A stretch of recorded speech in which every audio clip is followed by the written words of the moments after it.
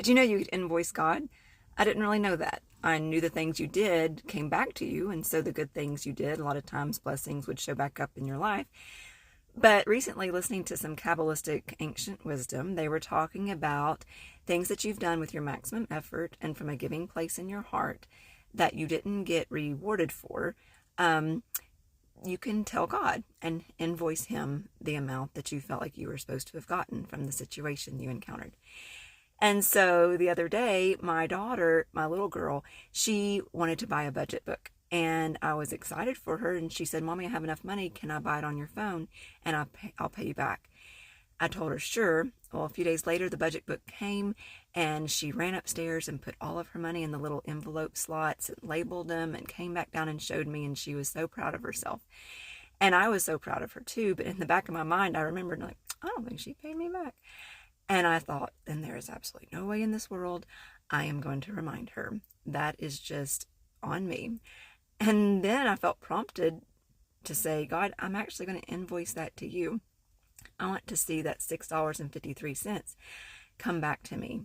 And so I invoiced God. And later on that night, my husband and I wanted to go on a date. And instead of just a restaurant, we wanted to do something fun. And so there's a new local casino in our area. So we thought we'd go check that out. Not to gamble because I hate gambling. We just wanted the atmosphere. We wanted to check out the restaurants. And so we went. And when we got there, they said, hey, you want to go ahead and get a card and check in. It works for the restaurants, etc. And so we did. And with that, it came with $10 of free play. So we grabbed some food and then we started walking out on the floor and found a slot machine and sat down and just started clicking. And as we clicked, we, gained and lost. And as the whole thing wrapped up, I ended up having $6.48 as my win.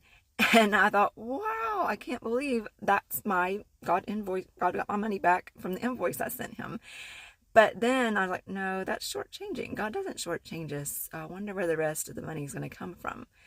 So later on that night, I got home and my son said, hey, I bought something online and I paid you back. I left it on your dresser. When I got upstairs, I counted the money and he had rounded up. And it was plenty. It was actually more than what I was even expecting from God. And so that completed the story. I was like, wow, God, you really do care for the small details, even down to the penny. And thank you so much for being willing to stand in the gap for when people may shortchange you. And I was just super filled with hope and encouragement that God sees and God works in the coolest ways.